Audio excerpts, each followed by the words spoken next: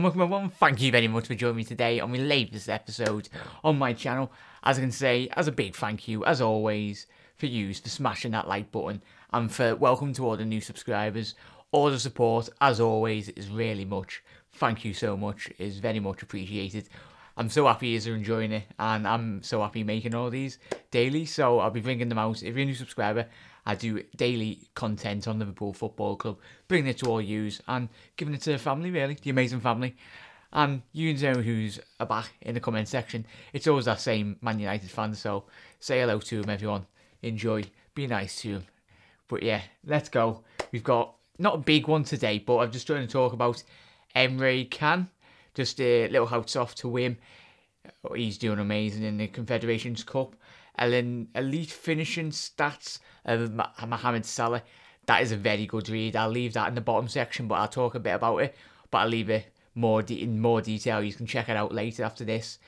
Liverpool, Jason McATEER has talked about targets that we could possibly get that he would think that would personally push us on to the league title. You might be like, oh, league title already, but he's talking about a bit about that. And Rick Parry reveals the player that we could have nearly signed all the way back in the Peter Crouch days. That is a very good read. When I was reading it, and when we're talking about it later, it'll be ridiculous. And Jamie Carragher's hanging out with some legends, and I'll show you the picture and all that.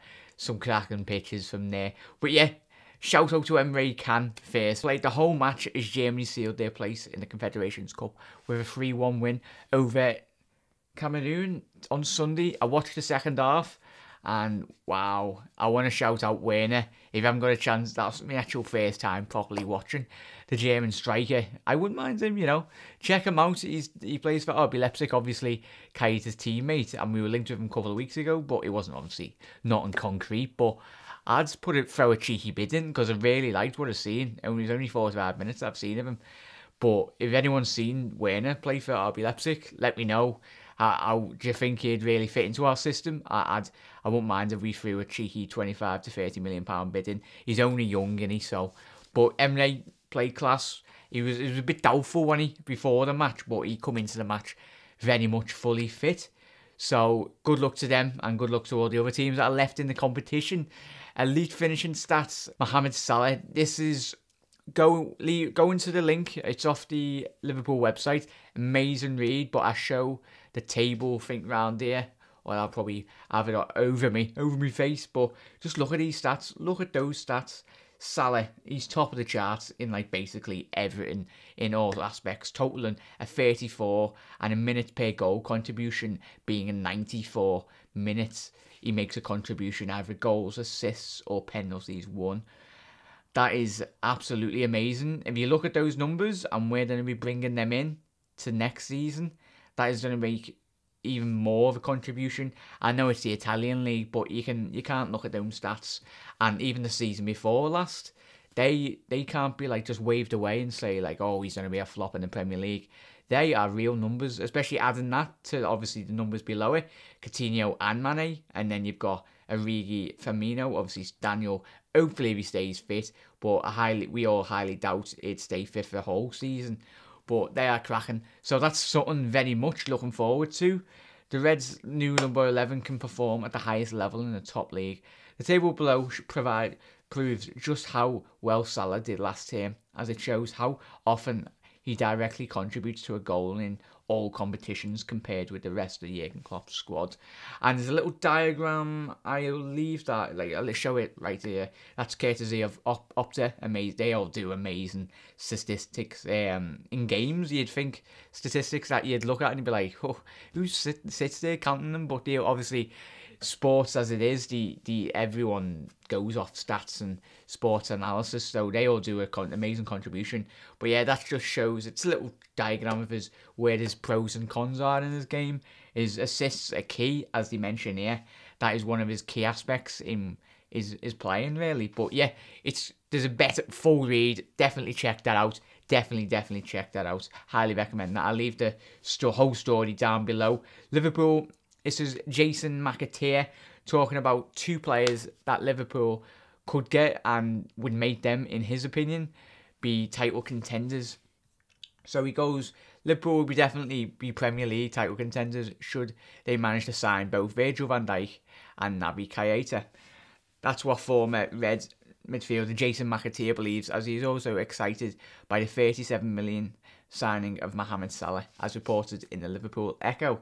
The ex-Republic of Ireland international hopes Southampton centre-back and RB Leipzig midfielder will come to Anfield and become the final piece in Jurgen Klopp's jigsaw. Initially, I was thinking Liverpool should be targeting a cup, a decent run in the Champions League, and a top 4 finish next season. But if Jurgen Klopp can nail down his 3 major transfer targets, then with the attacking options he'll got in that 11 the squad, there's no reason they shouldn't be pushing to win the title. He would have unbelievable strength if he gets his 3 targets, because that trio would all start, and then you have guys like Philippe Coutinho, Roberto, Adam Lallana, Sadio Mane, Jordan Henderson, and Emre Can to fit around them. Liverpool finished last season strongly with 8 wins from their 12 games, so the team is moving forward and they have the basis of a tremendous side. Last season, everyone, me included, got carried away with the start of the team had, but it all unravelled and we suffered through January to February. Mane went to the African Cup of Nations, Coutinho was out, and the team only won one of their 9 games. We all remember that run of form. That was terrible. That was mainly due to the fact of squad depth. So they must run out of steam, confidence, and they built just drained away. Once you lose momentum, it's very hard to recover, especially as Chelsea just kept winning their games. The January window wasn't a good one for Liverpool either, as Jurgen got caught out a little bit because his squad wasn't strong enough. So the window and the time is important for wanting him to bring the right players. If Liverpool are to challenge, they need to bring significant squad depth, which is very much vital. As we've all communicated and we talked in the comment section, squad depth is very much key. Let me know if we do sign Virgil van Dijk. I still believe that we will. Virgil van Dijk, Naby Keita. Yeah, they might say he's not for sale, but every team and player has a price. No matter if Liverpool throw 50 million, RB Leipzig are well in their right to say, nah, we'll leave it. We don't want to sell them still, but you can't turn that kind of money down. Even if Liverpool received a bid from Coutinho for about, say, 80 to 100 million, something stupid, but you can't just shy away from that. Every player in the world has a price, and no matter the money that some of the teams have in Europe is ridiculous, and these transfer numbers are getting ridiculous by the seconds. But that is very much right, Jason, where he talks about the squad depth being key. Yeah, you might go, oh, how are we all going to fit them in? But as we've all seen and we said in the comments, like, the season is going to be one very long season, especially with all the competition. So squad, and we talked about yesterday with competition being key, with James Milner saying in my last. So check out that video. That was a very good interview as well. That was when James talked about the squad depth, really, what Jason's talking about. I think that's what's going to be driven in this transfer window and all season. We need quality acquisitions that will come into our starting 11 and really make a difference to this. If we can add to this already good team, the good players that we've got very much stand in great stead. So yeah, that was Jason McATEER. You can read the rest of the interview down below. That's a very good read as well. And yeah, this one is very ridiculous. Dani Alves, as you can probably see from the thumbnail, you'll be like, whoa, where's Dani Alves on the thumbnail? But this is ridiculous. Get on this. It's reported ex-Liverpool chief executive Rick Parry reveals they agreed a deal to sign Dani Alves, but then chose to go for, get on this, Peter Crouch and Jermaine Pennant instead. See, that is absolutely ridiculous. He's quoted as saying, Rick Parry on BBC Radio Merseyside, we had a deal finally after enormous complications tied up with Dani Alves. Then the decision was, should we buy 2 players or should we spend it all on a fullback? Alves was not not the player that he was now. He's always looked like he had the potential to be a world-class player.